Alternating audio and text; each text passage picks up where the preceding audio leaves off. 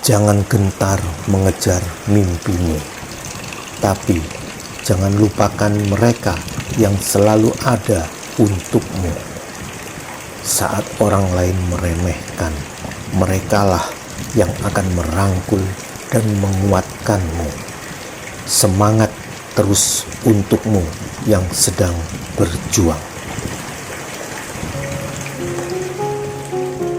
Jeff Bezos adalah seorang vice president, yaitu jabatan senior eksekutif di sebuah perusahaan investasi. Dia lahir dari keluarga yang sangat miskin, namun keluarganya sangat menyayanginya. Jeff lahir saat ibunya masih berusia 17 tahun. Ayahnya sendiri berasal dari Kuba dan tidak bisa berbahasa Inggris. Ayah Jeff baru pindah ke Amerika saat usianya 16 tahun. Selain kedua orang tuanya, Jeff juga diasuh oleh kakek neneknya yang juga sangat menyayanginya. Tidak heran dengan lingkungan keluarga seperti itu, Jeff tumbuh menjadi seorang yang memiliki mimpi besar dan juga tujuan yang kuat. Pada tahun 1994 di New York, Jeff sedang sibuk bekerja. Dia sempat lupa kalau siang itu dia harus rapat bersama David, atasannya. Beruntung Nico, temannya Jeff, menjemputnya ke ruangan dan memintanya langsung menuju ruang rapat. Dalam rapat itu, David membahas tentang keuntungan kantor mereka yang tinggi pada kuartal tahun pertama. Oleh karena itu, dia ingin memperluas jangkauan kantornya dengan inovasi baru. Salah satu anak buah David telah memberi ide untuk membawa sistem investasi secara online. Namun, David masih mengharapkan ide yang lain lagi. David menekankan jika semua ide harus didasarkan pada data agar untung dan rugi dari ide tersebut dapat dianalisa dengan tepat. Setelah rapat siang itu, Jeff mulai melakukan perintah bosnya.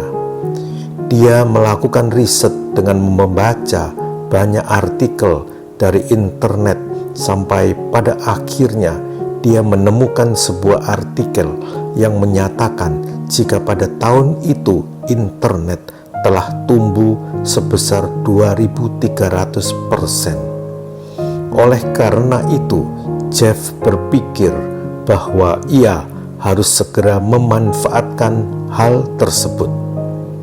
Malam harinya, Jeff mengobrol dengan istrinya yang bekerja sebagai sekretaris di kantor yang sama. Akan tetapi, meskipun istrinya menyukai pekerjaannya, dia merindukan hobi lamanya, yaitu menulis. Selama ini, istri Jeff merasa bosan, namun ia harus tetap bekerja karena itu adalah sumber mata pencahariannya. Ternyata Jeff juga mengalami hal yang sama. Dia selama ini punya mimpi untuk mendirikan perusahaan baru, namun di sisi lain dia tidak ingin mengorbankan karirnya yang sangat cemerlang ini. Akan tetapi, istri Jeff justru mendukung suaminya untuk memulai perusahaan barunya. Dia berusaha meyakinkan Jeff bahwa dia bisa melakukannya. Setelah mendapat dukungan dan semangat dari sang istri, Jeff pun menceritakan hasil risetnya yang menyatakan tentang pertumbuhan internet yang sangat cepat. Dia mulai berhitung, seandainya dia mulai bisnisnya dari internet, dia akan memiliki penghasilan yang besar pula. Sayangnya, saat ini Jeff masih memikirkan hal apa yang sedang dibutuhkan oleh orang-orang yang berpotensi ia jadikan bisnis yang sangat besar. Keesokan harinya, Jeff melakukan riset lapangan. Dia mengamati aktivitas orang-orang dan meneliti untuk mencari celah bisnis yang dapat ia manfaatkan melalui internet.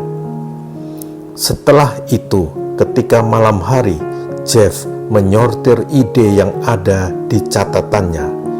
Ia merasa semuanya tidak cocok hingga ia teringat istrinya yang hobi menulis. Saat itu, Jeff berpikir untuk melakukan riset tentang industri buku. Esok paginya, Jeff kembali melakukan penelitian.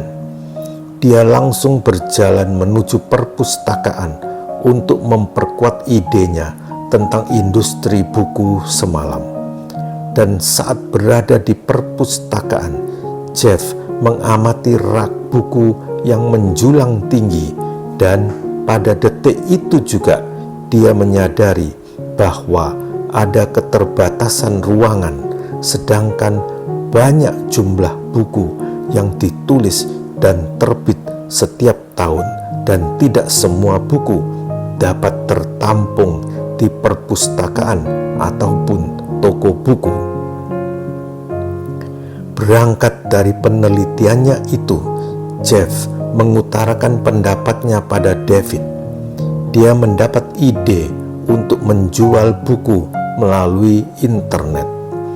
Jeff telah melengkapi idenya dengan data-data dan perhitungan keuntungan seperti yang diminta oleh David kemarin.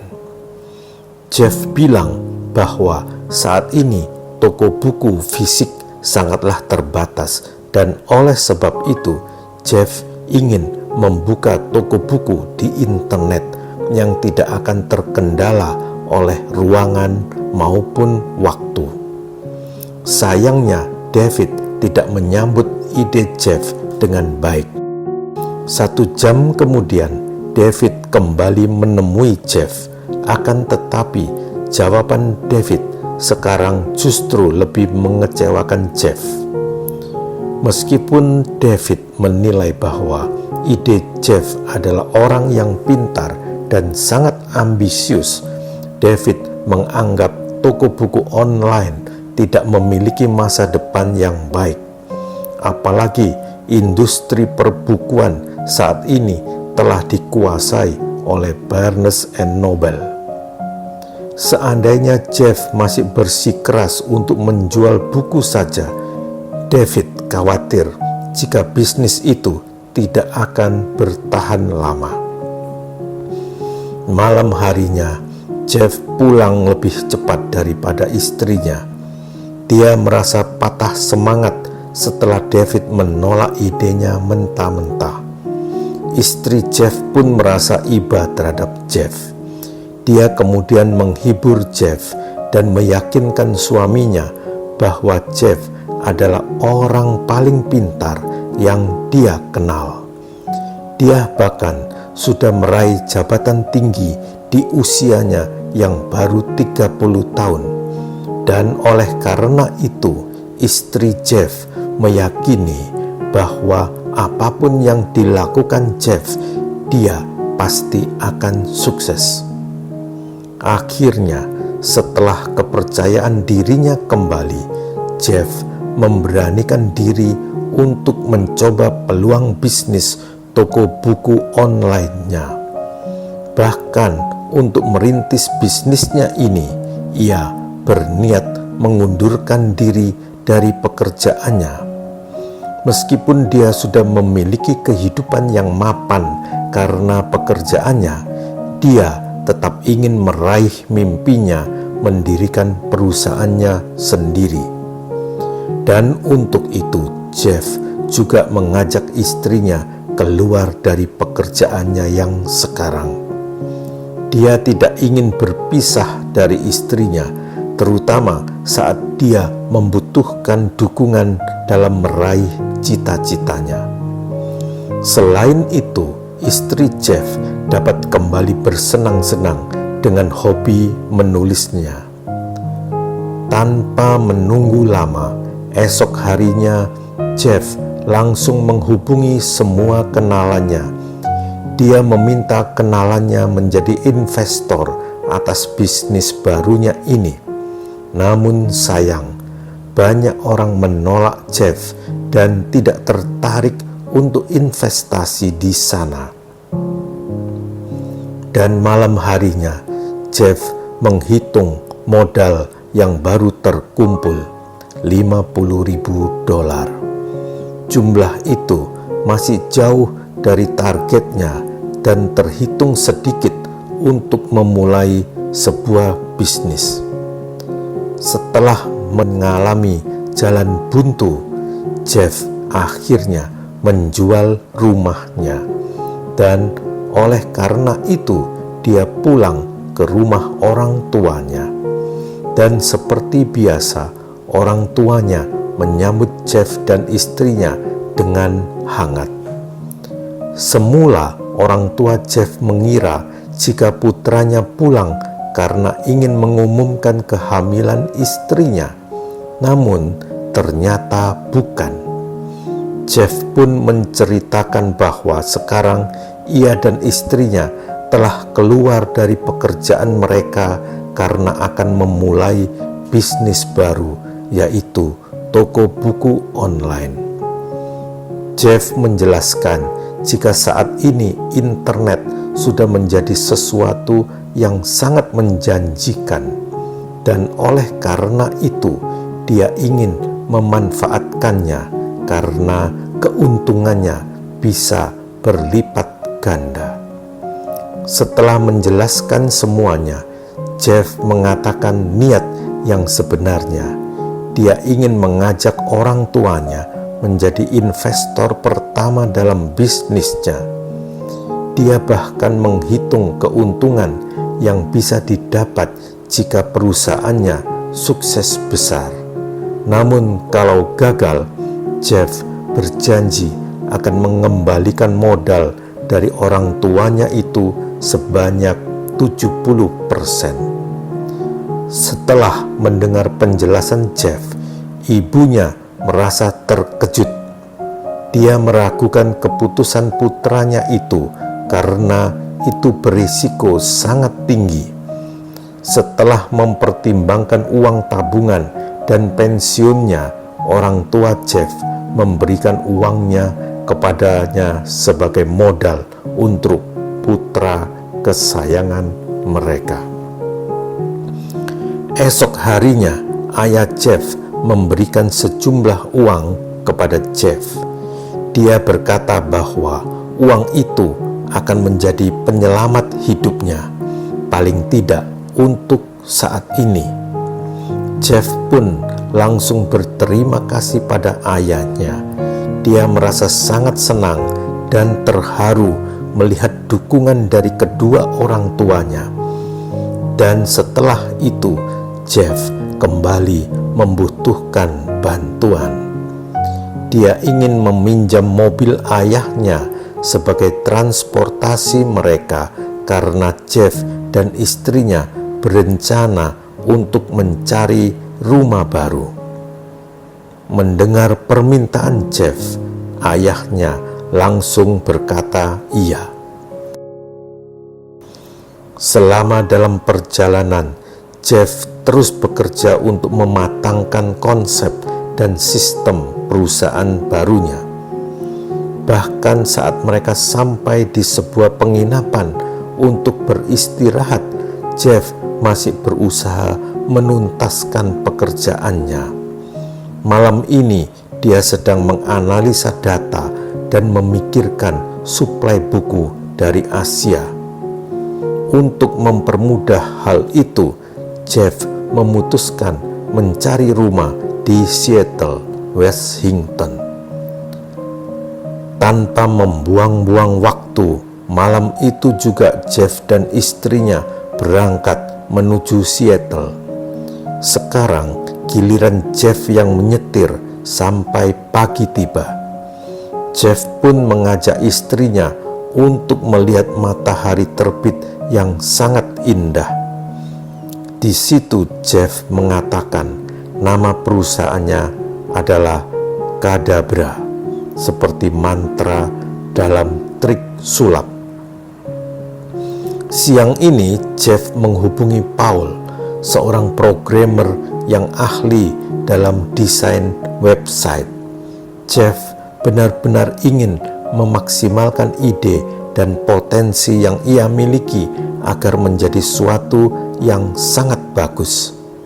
Maka dari itu, dia mencari orang yang ahli dan berdedikasi tinggi untuk mewujudkan impiannya. Dan selain itu, Paul juga menyarankan temannya yang bernama Shell. Dia adalah programmer yang pintar dalam pengelompokan data.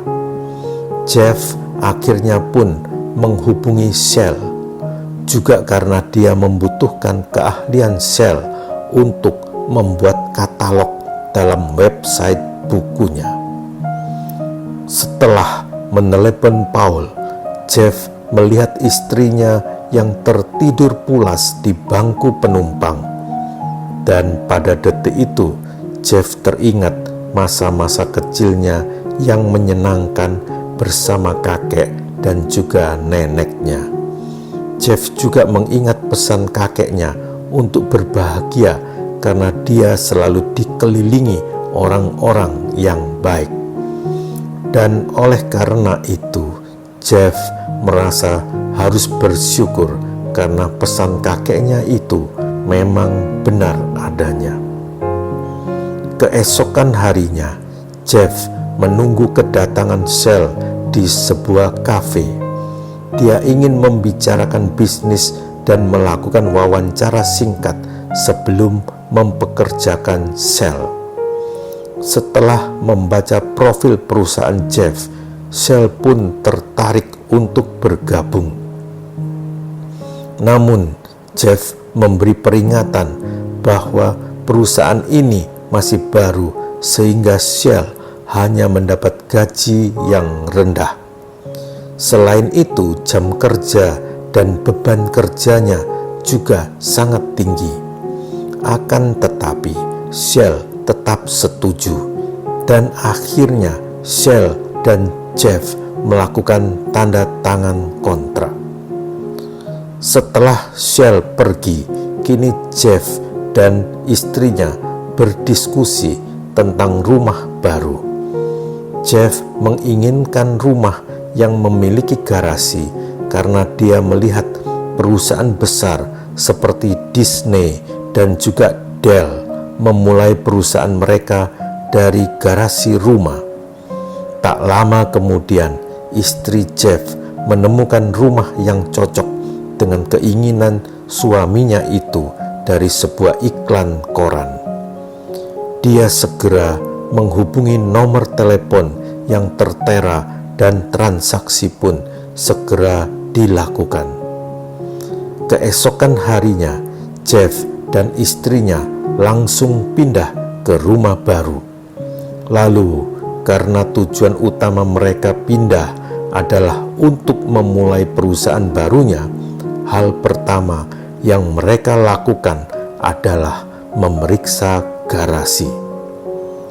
Mereka segera merapikannya menjadi sebuah kantor. Beberapa hari kemudian, Jeff membeli seperangkat komputer dan memasang instalasi listrik tanpa bantuan orang lain. Selain itu, untuk melakukan penghematan, Jeff bahkan menulis sendiri nama Kadabra di dinding garasi sebagai nama bisnis barunya. Setelah sekian lama, akhirnya Jeff bisa sedikit bernafas lega melihat kantornya yang mulai berdiri. Dan setelah Shell bergabung dalam perusahaan Jeff, Paul segera menyusulnya. Dia datang ke kantor Jeff dan mulai mengikuti ritme kerja dari bos barunya itu. Selama ini, Jeff telah merencanakan isi websitenya. Dia menginginkan sistem yang dapat mempermudah pelanggan untuk menggunakan websitenya. Dan oleh karena itu, Jeff meminta Shell dan Paul mewujudkan rencananya itu dan memberikan deadline kepada mereka agar bisa segera launching dalam musim panas ini. Setelah mendengar arahan dari Jeff, Paul jadi mengira kalau Jeff adalah mantan pegawai keuangan yang ahli dalam bidang programming. Namun Shell memberitahu bahwa dulunya Jeff berkuliah di jurusan IT dan itu membuat Paul mengagumi kepintaran Jeff. Selama perancangan website, Jeff masih terus mencari investor untuk menanamkan modal dalam bisnisnya. Namun lagi-lagi Jeff ditolak dengan alasan bisnisnya masih terlalu baru dan dinilai belum cukup matang untuk menjadi tempat investasi. Tidak hanya dirinya yang bekerja keras, Jeff juga memaksakan Paul dan Shell untuk bekerja terus-menerus. Dia benar-benar berambisi untuk segera mewujudkan impiannya. Sayangnya, Jeff mulai mengabaikan orang-orang sekitarnya, termasuk istrinya.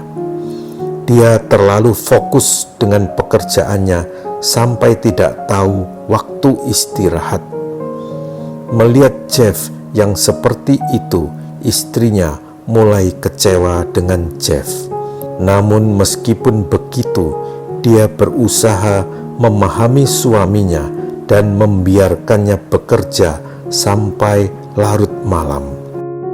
Keesokan harinya, Jeff mendatangi sebuah komunitas para penjual buku Amerika di Miami. Dalam pertemuan itu, Jeff mengenalkan dirinya sebagai pendiri toko buku terbesar di dunia karena dia akan menjual buku melalui internet. Jeff juga mulai menyebut bisnisnya sebagai toko buku online. Saat Jeff berbicara, diam-diam ada seseorang yang mengamatinya dan berniat menemui Jeff untuk membicarakan sebuah bisnis. Setelah seminar itu selesai, Jeff tiba-tiba didatangi seseorang, dan ternyata orang yang sejak tadi mengamati Jeff adalah Leonard Riggio, pemilik buku terbesar di Amerika, Barnes & Noble. Awalnya, Jeff mengira jika Riggio tertarik untuk menjadi investor dalam bisnis baru Jeff. Namun, Riggio justru meremehkan Jeff. Dia juga bercerita bahwa bisnisnya bermula dari toko buku kecil sampai lama-lama memiliki banyak cabang dan kini dinobatkan sebagai toko buku terbesar di Amerika.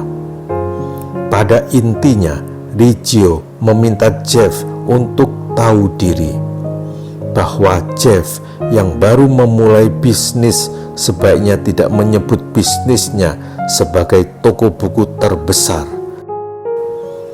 Setelah pulang dari pertemuan itu, Jeff merasa kesal. Dia kecewa dan kekecewaannya itu terbawa saat ia berbicara dengan istrinya. Melihat suaminya yang pulang dengan kemarahan membuat istri Jeff ikut marah. Dia pun mengungkapkan kekecewaannya selama ini karena Jeff yang terlalu ambisius dengan mengabaikan orang-orang sekitarnya. Istri Jeff tidak menuntut untuk menjadi prioritas. Dia hanya menginginkan kehadiran Jeff. Bahkan dia sempat mengungkit tentang ajakan suaminya untuk keluar dari pekerjaan demi mewujudkan impiannya. Dan saat pertengkaran itu, tiba-tiba Jeff kembali teringat masa kecilnya bersama sang kakek. Dia ingat bahwa kehadiran seseorang memang penting dan dia ingin memberikan kesan itu kepada bisnisnya. Jeff ingin menunjukkan bahwa dia akan mengutamakan konsumen sehingga ia kembali lagi ke garasi dan meninggalkan istrinya. Keesokan harinya, Shell dan Paul kembali bekerja seperti biasa. Mereka terkejut melihat Jeff yang sudah berada di kantor padahal hari masih pagi. Dari situ terlihat bahwa Jeff tampak berantakan, menandakan dia bekerja semalam suntuk. Jeff kemudian mengeluh bahwa ia masih tidak menyukai nama perusahaannya. Ia ingin menggantinya, namun belum menemukan nama yang pas. Dan setelah mendengar keluhan Jeff, Shell mengusulkan nama yang berawal dari huruf A, karena sistem mesin pencari di internet akan mengurutkan nama website sesuai dengan alfabet. Akan tetapi, Jeff belum menerima usulan itu. Namun, ia ingin mengganti topik pembicaraan dan mulai mengutarakan ide yang ia dapat semalam. Ia meminta Shell dan Paul untuk merancang websitenya dengan desain yang membuat konsumen merasa sangat diutamakan dan juga dihargai. Misalnya dengan memunculkan panel pengiriman tercepat dan pilihan buku terlaris supaya konsumen merasa dilayani dengan baik. Setelah memberikan arahan kepada Shell dan Paul, Jeff sekarang menemui istrinya yang masih marah padanya. Jeff pun meminta maaf dan mengakui semua kesalahannya yang terlalu berambisi.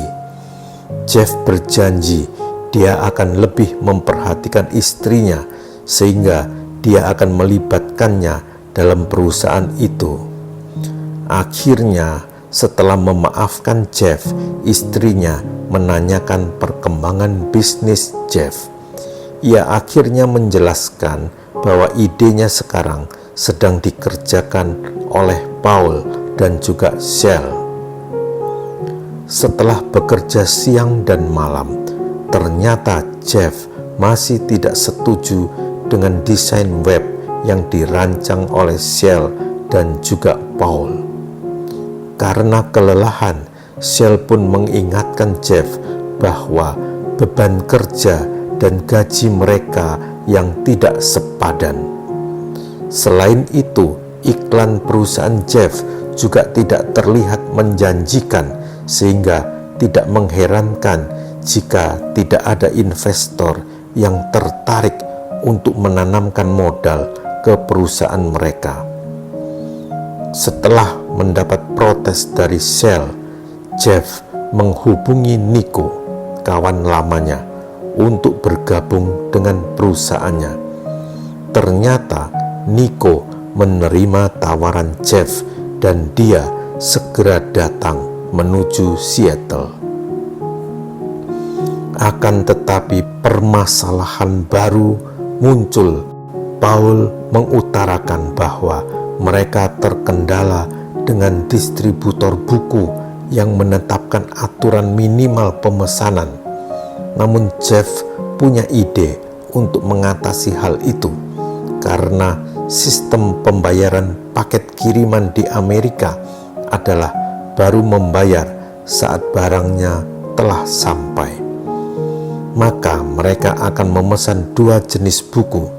Satu buku adalah buku yang mereka pesan, sedangkan buku yang lainnya berasal dari stok yang kosong.